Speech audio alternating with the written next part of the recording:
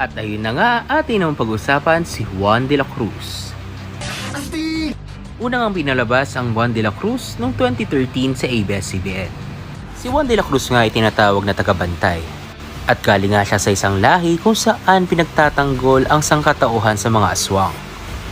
Bilang tagabantay nga, ang ginagamit na armas ni Juan de la Cruz ay ang bakal na krus. There what never an at. At atin naman pag-usapan ang bakal na krus. Sa mga oras na ito, mahirap magtiwala. Hindi natin alam kung ano ang pakay ng mga kapatiran na ito sa Bacalacruz. Ang bakal na krus nga ay kaya magpalit sa 6 na anyo.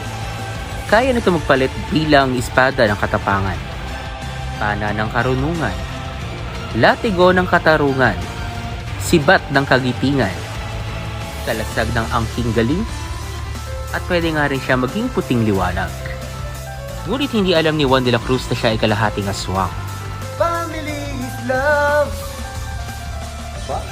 At siya pa nga ang anak ng Haring Aswang. At nasa propesiya nga na siya ay anak ng dilim, ang pinakamakapangyarihang aswang na maghahari sa buong mundo.